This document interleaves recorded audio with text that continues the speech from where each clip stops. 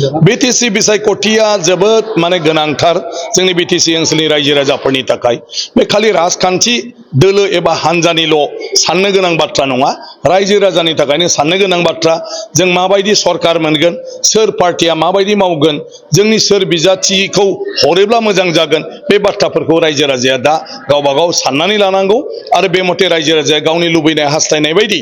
केन्डिडेटफोरनो जुदि भट होनानै देरहाहरनो हायो आं सानो मा बिथांमोननि जेंनाफोरखौ माने सुस्रांनायनि बेलायाव गोबां मदद जागोन गतिके राजखान्थिया जाहैबाय जोंनि मोनसे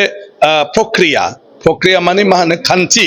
जे जोंनि संबिजित बायदियै जोंनि हादोर जोंनि रायजो आरो जोंनि काउन्सिलखौ सलायनांगौब्ला बेवहाय बिसायख'थि फाथिनानै रायजो राजानि भटजों जोङो माखासे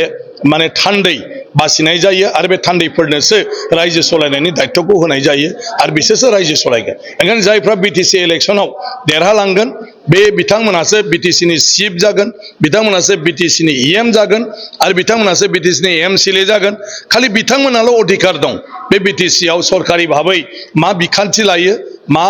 माने जौगाखांनायनि हाबाफारि लायो माबायदि खामानि मावो बे बिथांमोननि सायाव ओंखायनो बे बिसायख'थिया बिटिसिनि रायजो राजाफोरनि इयुनखौ थिग खालामगोन फैगौ 5 बोसोराव माबायदि जागोन ओंखायनो बे बिसायख'थियाव आं सानो साफ्रोम रायजो राजायानो मोजाङै बाहागो लानांगौ सोरबा बायरायाव खामला हाजिरा मावहैनानै दंब्लाबो बिसोरबो बिसायख'थियाव भट होनो फैनांगौ मानो होननानै बुङोब्ला बे भटआ जों बयनिबो मोनथायल' नङा जोंनि इयुनखौ दानानै लानाय